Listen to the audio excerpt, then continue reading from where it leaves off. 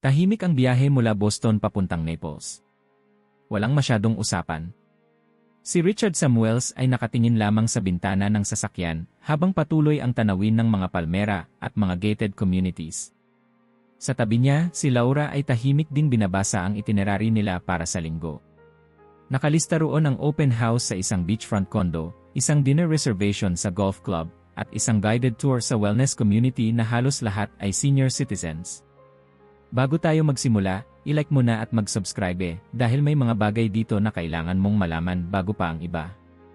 Napansin mo ba kung gaano ka-precise ang landscaping dito? Tanong ni Laura, pilit na bumubuo ng isang sandali. Sagot ni Richard, hindi inalis ang tingin sa labas. Parang walang pwedeng sumobra o kulang. Napangiti si Laura, pero may kulang sa ngiting yon. Tulad ng lahat ng bagay sa Naples, perpekto, pero parang walang init. Nang makarating sila sa hotel, agad nilang binuksan ang sliding glass door ng balcony. Sa harap nila, asul na asul ang dagat. Tahimik, halos walang alon. Walang sumisigaw. Walang bata. Walang ambulansya. Walang kahit anong senyales na may nangyayari. Kinagabihan, habang nagdi-dinner sila sa isang eleganteng steakhouse, napansin ni Richard ang mga nasa paligid. Mga grupo ng matatandang mag-asawa, karamihan ay nakayuko sa cellphone, tumatawa sa ilang meme o news headline. Walang masyadong usapan. Tahimik. Maayos. Organisado. Napansin mo ba, sabi ni Richard habang dahan-dahang hinihiwa ang steak, na parang ang daming katahimikan na hindi nakakagaan. Anong ibig mong sabihin? Tanong ni Laura, binaba ang wine glass. Yung tahimik nga pero hindi payapa. Tahimik na parang wala na lang gustong magsalita. Hindi agad sumagot si Laura. Tumingin siya sa paligid pagkatapos sa mata ni Richard. Nararamdaman ko rin. Hindi na nila tinapos ang dessert. Umuwi sila ng maaga pero hindi agad nakatulog. Sa loob ng hotel room, habang nakahiga si Richard, muling binalikan sa isip ang lahat ng taon sa ospital, ang tensyon, ang adrenaline, ang pagod, pero naroon din ang mga sulyap ng buhay, ang mata ng pasyente na nabigyan ng pag-asa, ang salamat dosi na totoo at mula sa puso. Ngayon, nakahiga siya sa king-sized bed, malamig ang aircon, malambot ang kutson, pero may isang tanong na hindi niya mayalis. Ganito na lang ba talaga ang ending natin? Lumipas ang 3 araw. Dumalo sila sa property viewing. Ang unit ay modernong-moderno, white countertops, minimalist design, automated blinds. May concierge, may pool, may library ng hardbound books na bihirang buklatin. Isipin mo, sabi ng ahente, you wake up to this view every day. Quiet. Safe. Predictable. Richard inisyan siya, ngunit ang mga salitang quiet, safe, predictable ay tumunog na parang kulungan. Sa parking lot, habang binubuksan ni Laura ang kotse, narinig niya si Richard na mahina lang nagsalita, halos bulong. Sa totoo lang, hindi ko alam kung gusto ko ng buhay na ganito. Nag-freeze si Laura. Hinawakan niya ang door handle pero hindi ito binuksan. Dahan-dahan siyang lumingon. Anong gusto mo? Tumango si Richard, nagbuntong hininga at walang sinabing kahit ano. Pagbalik nila sa Boston, tahimik pa rin sila. Walang sinabing ayaw na sa Naples. Walang deklarasyon. Pero naroon ang espasyo sa pagitan ng mga tanong. Hanggang isang gabi, habang nagkakape si Laura sa kusina, isang video sa laptop ang biglang nagplay. Isang American couple sa Maynila, nagkukwento kung paano nila nahanap ang komunidad at mas malalim na koneksyon. Manila, tanong ni Richard mula sa sala. Sagot ni Laura. Baliw ba? Nagkatinginan sila. Walang tumawa. Walang nagbiro. Subukan natin. 2 linggo lang ang pagitan. Nagpa-reschedule si Richard ng ilang appointment para sa regular check-up sa hospital alumni group. Si Laura ay nagpack ng sapat para sa 2 linggo. Wala silang kaibigan roon, walang pamilya, walang itinerary. Pagdating nila sa airport sa Maynila, bumungad agad ang usok, ingay at init. Parang bigla silang nilunok ng lungsod.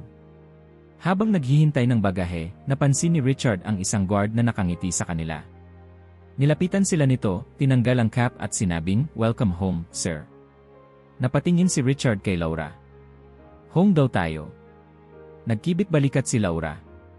Baka mas alam nila.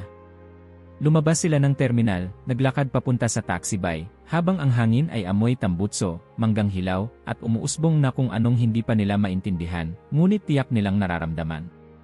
Nasa likod ng lumang puting taxi sina Richard at Laura, tahimik na pinagmamasdan ang tumatakbong lungsod sa labas ng bintana. Sa loob, mainit kahit naka-aircon. Sa labas, siksikan ang mga sasakyan, makukulay ang signage, at walang pattern ang galaw ng mga tao. Para itong simponya ng kaguluhan, at sa gitna nito, sila, dalawang banyagang naghahanap ng dahilan kung bakit sila narito. Bakit ba natin ginagawa to? Tanong ni Richard habang pinupunasan ang noo gamit ang panyo. Hindi ko rin alam, sagot ni Laura. Pero kung hindi natin ginawa, di natin malalaman. Tumango si Richard. Minsan, sapat na ang simpleng sagot para panatilihin ang tiwala. Ang unang gabi nila ay ginugol sa isang maliit na hotel sa Makati, hindi mamahalin pero malinis at maaliwalas. Habang sinusubukang matulog, naririnig nila ang tunog ng mga jeep sa labas, tila may party sa kanto, at ang pagkakanta ng isang lasing na lalaki sa karaoke. Dapat ay naiinis sila. Pero may kakaibang pakiramdam si Richard. Parang buhay. Maingay. Magulo sigurado. Pero buhay. Kinabukasan, bumaba sila para mag-almusal sa lobby. Hindi buffet. Isang maliit na menu lang sa pisara. Nag-order si Laura ng longsilog, si Richard ng tapsilog, bagamat hindi nila alam kung ano ang laman ng mga yon. Paglingon nila, napansin nilang pinagmamasdan sila ng isang batang waitress. Nakangiti ito, parang tuwang-tuwa lang na naroon sila. "You're from the States, no?" tanong nito, sabay lagay ng kape sa mesa. "Boston," sagot ni Richard. "Wow," sabi ng dalaga. "Layo." Napatawa si Laura. "Medyo." "Welcome po." "Enjoy nyo ha," sabay kindat ng babae bago umalis. Pagkaalis nito, tinikman ni Richard ang tapsilog, sinangag, itlog, at isang uri ng karne na maalat, matamis, at matigas sa unang kagat. "Hindi ko alam kung ano to, anya, pero masarap." "Masarap kasi may kwento," sagot ni Laura habang ngumunguya. Hindi lang lasa, may personalidad. Pagkatapos kumain, lumakad sila papunta sa parking malapit sa Ayala. Walang plano, walang itineraryo.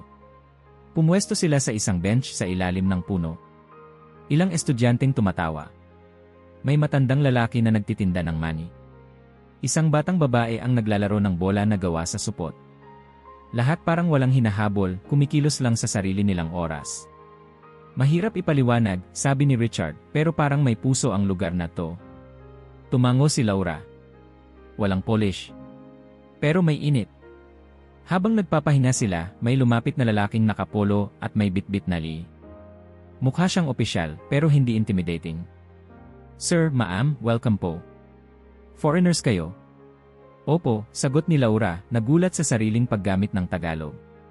"Just let us know kung kailangan nyo ng tulong. May mga information center nearby. Stay safe po and enjoy Manila." At muli may ngiti. Hindi scripted. Hindi dahil required. May pag-aalaga. Sa mga sumunod na araw, nagpasya silang mamasyal pa. Nagpunta sila sa Quiapo, sumubok ng street food, sumakay ng jeep kahit litong-lito kung saan bababa. May vendor na nag-abot sa kanila ng prutas at ayaw tumanggap ng bayad. "Gift, sir. Salamat sa pagbisita." At sa isang maliliit na ospital na nadaanan nila sa May Pasay, habang nakatayo sa labas na tila iniisip kung papasukin, may isang batang nurse na napansin sila. "Lost po ba kayo?" Umiti lang si Laura. "Hindi naman. Nanonood lang. Pasok po kayo. Hindi bawal tumingin. Safe naman dito. Actually, nagpapakain kami ng staff ngayon. Gusto niyo pong sumabay?" Nagkatinginan si Richard at Laura. Isang imbitasyon mula sa isang estranghero. Wala sa itinerary. Wala sa plano. Pero sumabay sila.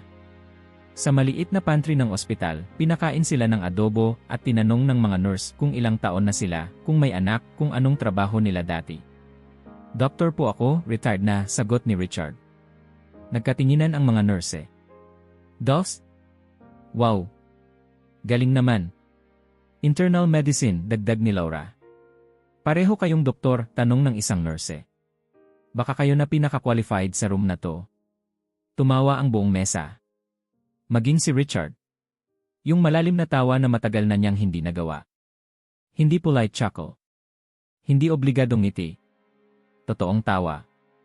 Nang pauwi na sila, habang nasa taxi, naisip ni Richard, kailan ang huling beses na inimbita siyang sumalo sa tanghalian, hindi dahil sa prestige, kundi dahil lang sa presensya. Kinagabihan, habang nagpapahinga si Laura, nakaupo si Richard sa may bintana ng hotel.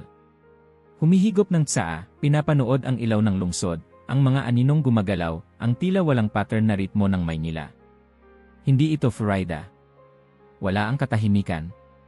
Wala ang klinikal na kaayusan. Pero sa gulo ng tunog may musika. Sa siksik ng espasyo may koneksyon. Sa init ng hangin may buhay. Okay ka lang, tanong ni Laura, papalapit na may dalang kumot. Hindi ko maintindihan, sagot ni Richard. Pero parang may humihila sa akin dito. Hinawakan siya ni Laura sa balikat. Ako rin. Tahimik silang nagtabi sa sofa. Walang cellphone. Walang checklist.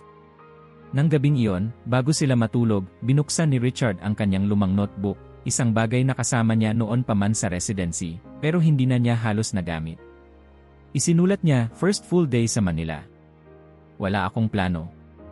Pero ngayon, nararamdaman ko ang puso kong matagal ng tahimik ay unti-unting bumabalik sa tunog. Hindi pa malinaw. Pero may pinto ang nabuksan. Kinabukasan, habang naglalakad sila sa isang masikip na kalye papunta sa simbahan sa Quezon City, may lalaking naka-wheelchair na nakatigil sa gilid. Nakatingin lang ito sa mga dumadaan. Luma ang damit, mapungay ang mata. Tumigil si Laura at mumiti. Magandang umaga po. Nagulat ang lalaki. Mumiti rin. Magandang umaga, ma'am. Salamat. Pagdating nila sa simbahan, isang maliit na kapilya lang, walang aircon, sira ang isang bintana, pero puno ito ng mga tao. May bata, matanda, estudyante, street vendor. Tahimik. Taos. Sa bahagi ng misa kung saan bumabati ang bawat isa ng "Peace be with you", may matandang babae na lumapit kay Laura, hinawakan ang kanyang kamay at hindi binitiwan agad. Walang salita. Walang tanong. Isang haplos lang na parang sinasabi, nandito ka. At okay lang yan. Umiyak si Laura. Yung tahimik lang pero buo. Si Richard ay walang nasabi. Hinawakan niya ang likod ng kamay ni Laura. Paglabas nila ng simbahan, naglakad sila pabalik sa hotel. Sa ilalim ng araw ng tanghali, napakainit. Pero sa loob nila, parang may lamig na payapa. Hindi dahil may sagot na. Pero dahil nagsimula na silang magtanong ng mas mahahalagang bagay. At sa bawat hakbang sa masikip, maingay, at unpredictable na lansangan, isang ideya ang unti-unting humugis sa isip ni Richard. Baka nga minsan, ang tunay na direksyon ay matatagpuan sa hakbang na walang kasiguraduhan. Umaga pa lang ay maingay na ang Mikati. Hindi gising ang lungsod, gising na gising. Sa kalsada, may batang tumatakbo habang hawak ang plastic bottle na ginawang laruan. Sa kanto, may naglalako ng taho, paulit-ulit ang sigaw niyang tahuo na para bang may musika sa likod ng boses. Sa balkonahe ng hotel, nakaupo si Richard na may hawak na kape, pinagmamasdan ang lahat ng ito. Si Laura, nakatapis pa, bagong gising, ay umupo sa tabi niya at walang sabi-sabing sumandal sa balikat ng asawa. Hindi ko alam kung anong oras talaga nagsisimula ang araw dito, bulong ni Richard. Sa tingin ko, hindi ito natutulog, sagot ni Laura, sabay hikab. Naging bahagi na ng kanilang araw ang paglalakad sa kalye, hindi para may puntahan, kundi para lang makihalo sa daloy ng buhay. Nakilala nila si Mang Arturo, ang janitor ng building. Kada umaga, iniabot nito kay Laura ang isang pirasong balut, sabay sabing, para sa lakas, ma'am. Natatawa lang si Laura, palaging tinatanggap pero hindi kinakain. Sa tapat ng hotel, nakatira si Aling Merna, isang biyudang may tindahan ng gulay. Tuwing hapon, tinatawag niya si Richard. Docs, gusto mo ng saging? Galing sa probinsya yan. Naku, Aling Merna, hindi po ako nag-aalaga ng kalabaw para kailanganin ang lakas niyan. Mas lalo na dapat kumain, sabay tawa at abot ng basket. Isang araw, inanyayahan sila ni Aling Merna na sumalo sa pananghalian kasama ang kanyang mga apo. Walang special ha? Adobong walang sukang imported. Natatawang sumama si Richard at Laura. Kumain sila gamit ang kamay, nakaupo sa mga plastik na upuan sa ilalim ng lumang bubong. Sa gitna ng pagkain, may batang aksidenteng nagtapo ng juice kay Richard. Tumahimik ang lahat. Tumayo ang bata, nanginginig. Sorry po. Ngunit tumawa si Richard, malalim, mula tiyan, walang preno. Lahat ng tao ay natawa rin, at ang lola ng bata, na halos hindi nagsasalita ng English, ay tumapik sa balikat ni Richard at sinabing, mas okay ka pala sari, dos. Umalis sila ng busog, hindi lang sa pagkain, kundi sa pakiramdam na hindi sila bisita, kundi bahagi. Kinabukasan, nagpunta sila sa palengke. May tindera ng isda na tinuro kay Richard kung paano malalaman kung sariwa ang tilapia. May mga ngalakal na inalok si Laura ng discount sa prutas, kasi ang bait ng ngiti mo. May batang sumabay sa kanila at sinabing, English po kayo. Marunong din ako, promise. Habang sinusulat ni Richard sa journal ang mga ito, isang tanong ang gumapang sa kanyang isip, bakit ngayon lang? Ilang taon siyang naglibot sa mundo bilang doktor, nagsalita sa mga symposium, nagturo sa medical schools, tumanggap ng award. Pero wala roon ang ganitong pakiramdam ng kapantayan. Hindi siya tinatawag dito bilang esteemed speaker o distinguished guest. Tinatawag siya bilang idolsi. Walang pang-embellish. Walang arte. May respeto pero may tunay na pagkilala. Isang hapon, habang umiinom ng buko juice sa ilalim ng puno, nilapitan sila ng isang lalaki na may edad at may suot na lumang ball cap na may bordang Chicago. Amerikano rin kayo? Tanong nito. Sagot ni Richard, sabay abot ng kamay. Richard Samuels. Retirado na. Mike Lonsdale. Dating air doctor. Detroit. Dito na ako halos 3 taon. Nag-usap sila. Si Mike ay naninirahan sa isang maliit na apartment malapit sa dagat. Walang aircon pero laging may hangin. Nagtuturo siya ngayon ng basic C sa mga kabataan tuwing Sabado. Hindi bayad. Walang pondo. Basta gusto lang. Wala akong anak, sabi ni Mike. Pero ngayong linggo, isang buong barangay ang nagdala sa akin ng spaghetti kasi birthday ko raw. Di ko nga alam kung paano nalaman. Nagkatawanan silang 3. Nagpalitan ng numero. Nagplano ng susunod na kita. Sa mga sumunod na linggo, mas dumami pa ang mga kwentong lumalapit sa kanila. Isang babaeng pediatrician mula sa Oregon ang nakilala nila sa misa, si Erin Collins. Nawalan ng asawa sa cancer, nagpunta raw sa Pilipinas para magpagaling ng loob. Hindi na siya umalis. Nag-organisa siya ng health coup sa Cebu para sa mga nanay. Hindi ako dumating dito para tumulong, anya, dumating ako kasi gusto ko ng kapayapaan. Pero minsan, ang kapayapaan pala ay may anyo ng trabaho rin. At si Richard, tahimik lang habang pinakikinggan ang lahat ng ito. Hindi ito mga kwentong para sa talk. Wala sa kanila ang naghahanap ng spotlight. Lahat sila ay may bitbit na pagod, hindi lang sa katawan, kundi sa kaluluwa. Isang gabi, habang naghuhugas ng pinggan si Laura, lumapit si Richard at nagsabi, may tanong ako. Idnen, sagot niya habang tinutuyo ang kamay. Sa lahat ng taong na-diagnose ko, bakit walang nagsabi sa akin na ako rin pala ay may kulang? Hindi agad sumagot si Laura. Hinawakan niya ang mukha ni Richard, marahang hinaplos. Siguro kasi akala mo, ikaw ang gamot. Pero minsan, tayo rin ang kailangang gamutin. Tahimik si Richard habang pinagmamasdan si Laura. Tumango. Tama ka. Kinabukasan, bumalik sila sa simbahan sa Quezon City. Hindi para magsimba, kundi para makita ulit ang matandang babaeng humawak sa kamay ni Laura. Hindi nila ito nakita, pero nakita nila ang isang batang babae na nag-aalay ng bulaklak sa altar. May maliit na drawing itong bitbit, isang bahay, may hardin, at 2 matandang may hawak na kamay. Kanino iyan? Tanong ni Laura. Para sa isang lola at lolo na nakita ko nung misa. Hindi ko sila kilala pero gusto ko silang pasayahin. Tumingin si Richard kay Laura. Walang sinabi. Pero pareho nilang alam sila ang nasa drawing. Hindi siguro eksaktong gayon ang itsura pero sila yon. Sa mata ng bata, sila ang naging tahanan kahit sandali lang. Pag-uwi nila, nakatanggap si Richard ng text mula kay Mike, "Dos, may seminar sa barangay sa Sabado. Baka gusto mong magsalita." Heart health basics lang. Di naman formal. Muling binasa ni Richard ang mensahe. Muling tiningnan ang kanyang lumang stethoscope sa maleta. Tila tumibok ang isang bagay sa loob niya na matagal ng tahimik. Nilingon niya si Laura na abala sa pag-aayos ng mga pinamili mula sa palengke. Sabado, sabi niya. Pwede ka? Para sa'yo. Lagi akong pwede. Tumawa si Richard. Hindi isang magalang na tawa. Isang malalim na halakhak na para bang galing sa panibagong simula. Sa Mikati, sa ilalim ng mainit na araw, sa gitna ng ingay ng lungsod, natagpuan nila ang isang gulo na hindi kailangang ayusin. Isang gulo na hindi magulo kundi buhay. At sa kaguluhan na yon, may tibok ng puso na hindi na niya maramdaman noon pang matagal. Mainit ang hangin ng umagang iyon, kahit 9:00 pa lang.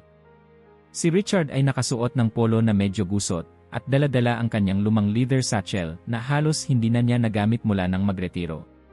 Sa loob nito, may ilang papel, isang maliit na whiteboard marker, at ang kanyang stethoscope, hindi dahil gagamitin, kundi parang alaalang hindi niya kayang iwan. Sa labas ng barangay center sa Pasig, naghihintay na ang ilang nanay at lolo't lola sa mga plastik na upuan. May batang naglalaro sa gilid habang hawak ang isang tinapay. May isa namang lalaking nag-aayos ng extension cord para sa maliit na electric fan. "Doth Richard?" tanong ng isang babae, lumapit at mumiti. "Opo, ako nga," sagot niya, iniabot ang kamay. "Maraming salamat po ha. Wala po kaming speaker ngayon," tapos sabi ni Kuya Mike, "baka raw po pwede kayo. Kahit ano lang, kahit basic. Gusto lang namin matuto." Tinapik siya sa balikat ni Mike na kararating lang. Walang pressure. Kape muna bago ka pasabugin ng mga tanong. Umupo si Richard sa tabi ng whiteboard. Simple lang ang lahat, walang projector, walang mic. Isang pentel pen, ilang pisara, at ang mga matang nakatitig sa kanya na puno ng pag-asa at paghanga. "Okay," panimula niya. "Hindi ito medical lecture. Wala pong exam pero gusto ko lang kayong kausapin bilang mga tao. Gaya ninyo, may pamilya, may katawan, at may pusong kailangang alagaan." Natawa ang ilan. Tumango ang karamihan. At sa unang beses sa mahabang panahon, nagsalita si Richard hindi bilang eksperto, kundi bilang kapwa. Pinag-usapan nila ang asin. Ang epekto ng stress sa puso. Ang kahalagahan ng paglalakad kahit 10 minuto lang araw-araw. Tumawa ang mga nanay nang sabihin niyang hindi kailangan ng Elias para gumalaw. Isa ang sumigaw, edi yung paglalaba, exercise na rin, dos. "Depende kung may buhat," sagot ni Richard, sabay tawa rin. Sa dulo ng session, lumapit ang isang ginang at mahigpit na hinawakan ang kanyang dalawang kamay. "Dosi, parang tatay po kayo magsalita. Hindi po namin nakukuha yung ganyang paliwanag sa ospital." Nang gabing iyon, habang pinagmamasdan niya ang lungsod mula sa bintana ng apartment, naramdaman niyang may bahaging nabuhay muli sa kanya. Hindi adrenaline. Hindi ego.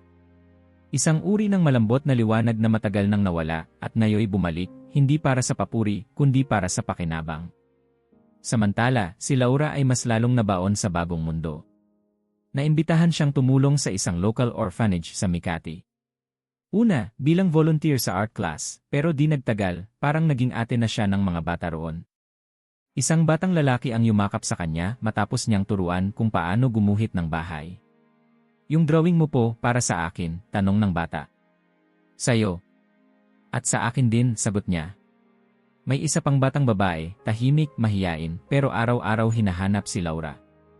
Isang araw, ibinigay nito ang isang papel na may crayon drawing. May 2 babae, isa bata, isa may puting buhok. Sa ilalim, nakasulat, "Ikaw ang garden ko." Hinawakan ni Laura ang papel, hindi nagsalita. Pero alam ng bata, nakuha niya ang puso ng isa pang ulila sa ibang paraan. Pag-uwi niya ng gabing iyon, nadatnan niyang si Richard ay nakaupo sa sahig, nakahubad ang medyas, pinapahinga ang paa. Sa tabi niya, bukas ang stethoscope case. "Ginamit mo ba yan?" tanong ni Laura. "Hindi. Pero dinala ko. Parang kasama ko pa rin ang sarili ko noon." Tumabi siya kay Richard, niyakap ang likod nito. "Baka hindi mo na kailangang dalhin. Baka nandito ka na talaga." Nagtagpo ang mata nila. Walang linaw ang kinabukasan, pero sa gabing iyon, sapat na ang maramdaman na pareho pa rin sila, at sabay silang bumabalik. Sa mga sumunod na linggo, naging regular si Richard sa barangay seminars, minsan tungkol sa diabetes, minsan tungkol sa first aid. Sa bawat pagharap niya, mas lumalalim ang pagkilala sa sarili. Hindi bilang doktor na dapat palaging tama, kundi bilang taong marunong ng makinig. Isang matandang lalaki ang nagsabi pagkatapos ng session, "Dati ayoko magpatingin kasi galit agad ang mga doktor.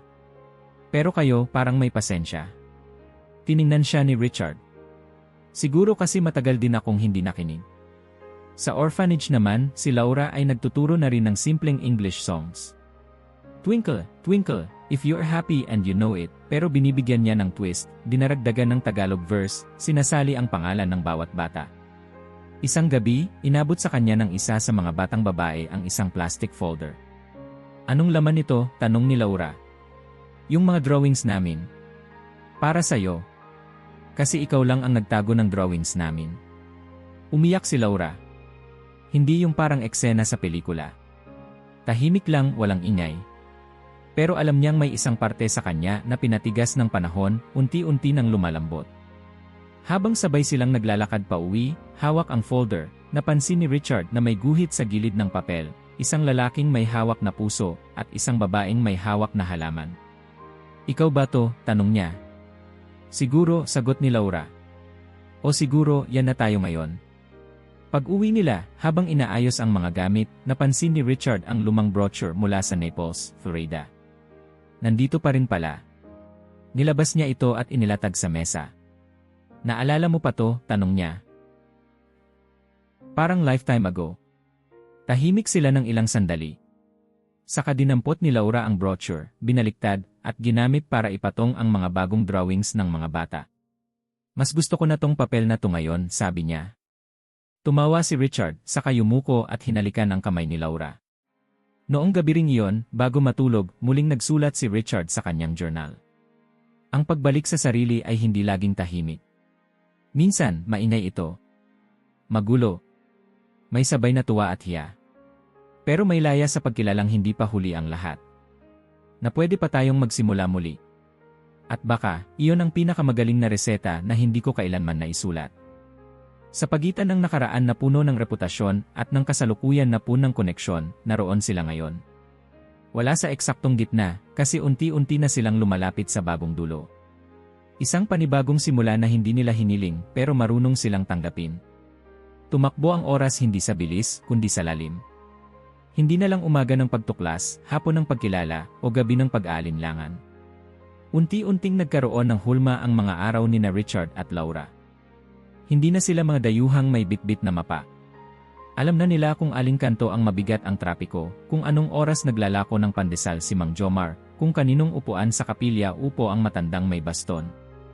Si Laura ay may schedule na sa orphanage, Lunes at Huwebes para sa art, Miyerkules para sa English. Tuwing Martes, naghahanda siya ng turon kasama ang mga bata. Minsan hindi ito pantay ang lutong. Minsan sunog. Pero tuwing bitbit niya ito, parang pista. Si Richard naman, naging regular na mukha sa barangay center. Tinawag na siyang Dosi Raithi ng mga bata, Sir Dosi ng mga tanod, at ang doktor ng puso ng mga lola.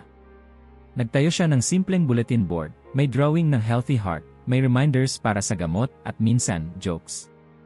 Isang beses may sumulat, ang broken heart, hindi gamot ang kailangan. Kape at kwento lang kay Dosi Roy. Minsan sa isang linggo, naglalakad silang dalawa papuntang simbahan. Hindi dahil sa pananampalataya, kundi sa ritmo ng komunidad. Dati, sila ang binabati. Ngayon, sila na rin ang bumabati. Isang gabi, habang kumakain sila ng sinigang na isda sa maliit na karinderya sa gilid ng ospital, tumunog ang cellphone ni Richard. Isang numerong hindi niya kilala. "Hello, Doc Richard," tanong ng nasa kabilang linya, babae, kinakabahan. "Opo, sino po sila?" "Si Annie po ito. Nurse po ako sa Makati General. May pasyente po kaming Amerikano, batang lalaki, nag-collapse sa hotel. Walang emergency contact. May nagsabing baka po kilala nyo, kasi may mga seminar daw kayo dito. Sorry po kung istorbo." Tumayo agad si Richard. "Papunta na ako." Hindi na siya nagpalit ng sapatos. Hindi na rin nagtanong pa si Laura. Alam niya, ito ay isa sa mga gabing kailangan muling balikan ni Richard ang tawag na minsan ay iniwan niya. Pagdating sa ospital, mainit, maingay at kulang sa kagamitan. Pero ang mga staff, alerto, galaw-galaw, may sigasig. Nakita ni Richard ang binata sa EUA, maputla, nanginginig. Walang makapagsabi kung ano ang nangyari. Pwede akong tumulong, tanong ni Richard sa attending na doktor. Doc Richard. Po, please. Wala po kaming history sa pasyente. Nalaman lang namin na Amerikano siya dahil sa accent bago nawalan ng malay. Pinagmasdan ni Richard ang vitals. Tinignan ang mga mata. Pinakiramdaman ang pulso. Matagal na mula nang huli niyang gawin ito pero hindi siya kinain ng kaba. Sa halip parang bumalik ang kalmadong nakasanayan sa gitna ng kaguluhan. Check niyo ang electrolytes. Possible dehydration o reaction sa gamot. At kung may history siya ng epilepsy, baka ito yon. Lagyan ng ice packs. Monitor niyo ang NI kada 15 minutes. At pakicontact ang embassy. Tumango ang staff.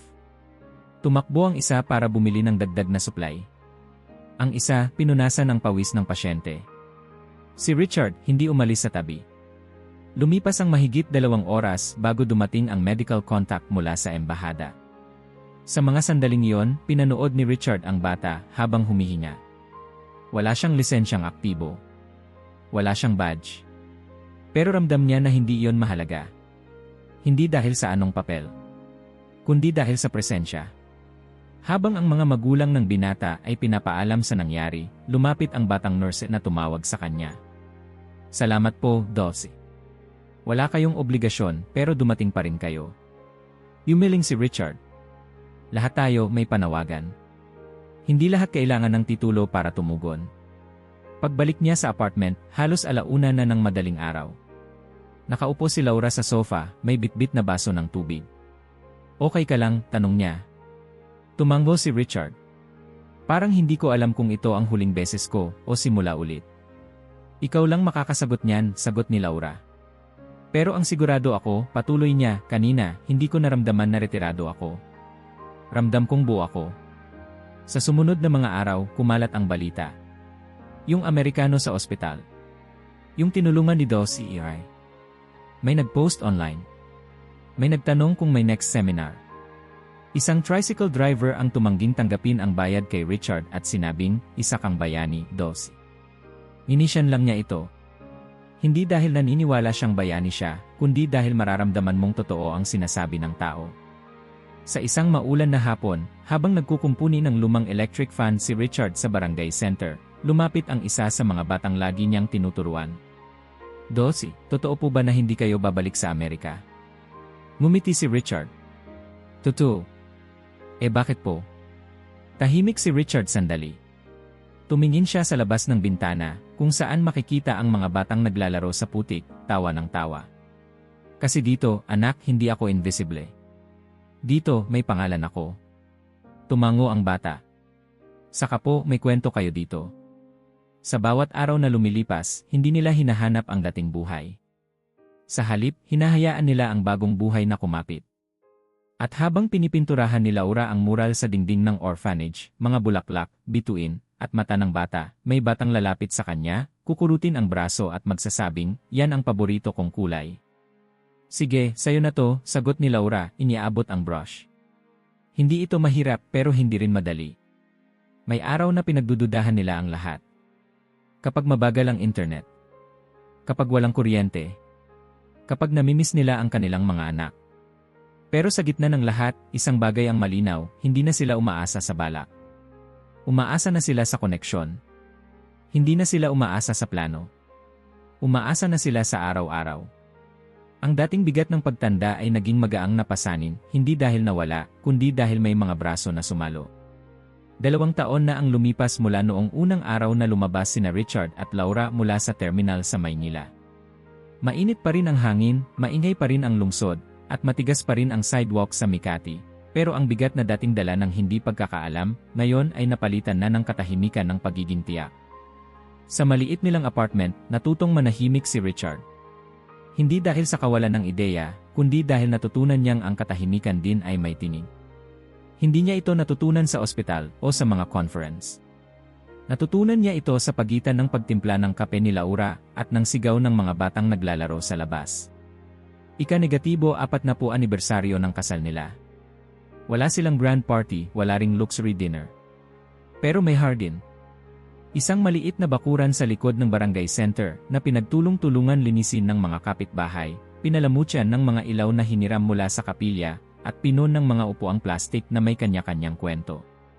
Lolo Dos, tawag ng isang batang babae na may hawak na banderitas.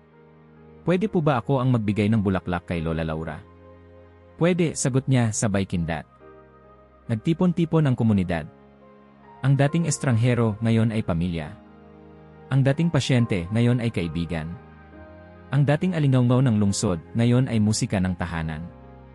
Sa gitna ng selebrasyon, isang street vendor ang tumugtog ng gitara, at ang mga bata ay naghagis ng petals, habang si Laura ay dahan-dahang lumalakad papunta kay Richard. Walang best man. Walang bridal march. Pero ang bawat hakbang niya ay sinabayan ng isang bagay na hindi kayang bilin, damdamin. Mas maganda ka ngayon kaysa sa araw ng kasal natin, bulong ni Richard. At ikaw, sagot ni Laura, mas mahal kita ngayon kaysa sa kahit kailan. Binasbasan sila ng isang lokal na pastor. Walang Latin. Walang organ. Pero ang mga salitang binitiwan niya ay sapat para sa dalawa na tila narinig na lahat, pero ngayon lang tunay na naintindihan. Sa gabi, habang naghuhugas ng kamay si Richard sa gripo sa labas, lumapit si Mike, dala ang 2 bot ng malamig na root beer. Akala mo ba, Dosi, anya, makakarating ka sa ganito? Yumiling si Richard. Hindi. Akala ko, matutulog lang ako sa Naples habang nag-aantay ng wala. Pero heto ka, ginising pa. Nagtawanan silang dalawa. Parang 2 lumang sundalo na natagpuang muli ang misyon, pero sa ibang digmaan, isang digmaang walang baril, kundi yakap, walang sugat, kundi pananabik. Pag-uwi nila ni Laura, humiga sila sa kama, hindi pa tulog pero wala na ring salita. Hanggang sa biglang bumangon si Richard, kinuha ang notebook sa ilalim ng mesa, at nagsimulang magsulat. Hindi ito journal entry. Isa itong liham, para sa kanyang apo na minsang nagtanong sa video call, Lolo, bakit ang layo-layo niyo sa Disney? Anak, sinulat niya, hindi kami lumayo para iwan kayo. Lumayo kami para maalala kung sino kami bago kami naging lolo at lola. Bago kami naging pagod. Bago kami naging parte ng sistema. Dito namin natutunan na ang pagtanda ay hindi dapat katumbas ng pagkawala, kundi ng pagbabalik. Dito sa lugar na walang snow, walang Costco card, natutunan naming mahalin ang tunog ng tandang tuwing alas 5 ng umaga at ang halakhak ng mga batang walang sapatos, pero may ngiti. Isinulat niya ang tungkol sa mga araw na tinuturo niya ang mga sintomas ng stroke gamit ang mga props na gawa sa papel. Isinulat niya kung paanong ang isang batang babae ay gumuhit sa kanya ng puso at sinabing, para hindi ka na mawalan ng isa pa. Isinulat niya kung paanong ang kanyang asawa, na akala niya ay malapit ng magsara, ay lalo pang namulaklak sa mga mural na ginagawa kasama ng mga ulila. Isinulat niya na minsan, ang totoong kayamanan ay hindi sa iri o pensyon, kundi sa pangalan mong tinatawag ng may respeto, ng may saya, ng may pag-asa. Pagkatapos ng liham, inilagay niya ito sa sobre, isinara, at isinulat sa harap, para kay Lucas, sa tamang panahon. Kinabukasan, habang nagkakape sa labas ng apartment, napadaan si Aling Myrna. Dosi, sabi nito, alam mo bang tuwing may bagong expat sa barangay, ikaw ang unang hinahanap? Sabi nila, gusto ka raw nilang makilala. Yung foreigner na hindi umalis. Hindi naman ako celebrity, sagot niya, nagkibit balikat. Hindi ka nga. Pero isa kang ebidensya. Na pwede palang manatili ang isang tao kahit wala na siyang dapat patunayan. Sa likod ng mga salita ni Aling Myrna ay may katotohanan na dahan-dahang sumiksik sa dibdib ni Richard. Nasa mundong palaging may hinahabol, may lugar palang nag-aalok ng kabaligtaran, pagbagal. At sa pagbagal, doon niya natagpuan ang sarili. Hindi bilang doktor. Hindi bilang retirado. Kundi bilang tao. Isang linggo pagkatapos ng anibersaryo, tinanong ni Laura habang inaayos ang mga gulay mula sa palengke, ano nang iniisip mo? Iniisip ko kung ano nang hitsura ng buhay natin kung hindi tayo lumipad noong 2 taon na nakalipas. Siguro mas tahimik, sagot niya. O baka mas malungkot. Pero ngayon, tanong ni Laura, lumapit at humawak sa braso niya. Ngayon, hindi ko sinasabing perpekto. Pero sigurado akong totoo. Dahan-dahang humiga si Richard sa sofa, at sa ibabaw ng kanyang dibdib, iniunan ni Laura ang ulo. Sa labas, naririnig ang sigawan ng mga batang naglalaro. Isang tricycle ang dumaan na may dalang lechon. Mula sa radyo ng kapitbahay, umaalinggaw ang boses ni Whitney Houston, I Will Always Love You. Hindi nila kinailangan ng eksaktong kahulugan ng araw. Hindi na nila kailangan ng checklist. Ang bawat araw ay may saysay dahil sila mismo ang gumagawa nito. Isang araw, habang naglalakad si Richard sa Rizal Park kasama si Mike at isa pang retired nurse mula Canada, napansin nilang may bagong mukha, isang lalaking Amerikano, mukhang nasa late 60, halatang hindi sanay sa init. "Bago ka lang ba?" tanong ni Richard. "Kakadating lang kahapon. Plano ko sanang tingnan kung kaya dito. Pero di ko alam kung saan magsisimula." Ngumiti si Richard. "Simulan mo sa pagbati. Sa pagtikim ng kape ng kapitbahay. Sa pagsagot ng opo kahit hindi ka pa sanay. Hindi mo kailangang maintindihan lahat. Kailangan mo lang sumagot." Tumango ang lalaki. "Salamat." At habang lumalakad silang tatlo, sa lilim ng punong matagal nang nakatayo, sinabi ni Mike, "Ikaw na talaga, Dossie. Yung mga dating tanong mo, sinasagot mo na para sa iba." Hindi na sumagot si Richard. Tumingala lang sa mga dahon, at sa gitna ng hangin ng hapon, naramdaman niyang hindi niya kailangang ipaliwanag kung bakit siya narito. Dahil ang totoo, minsan, hindi mo kailangan ng mapa kung natagpuan mo na ang tahanan. If you made it this far, leave a like and subscribe. Because stories like this, you should be the first to know.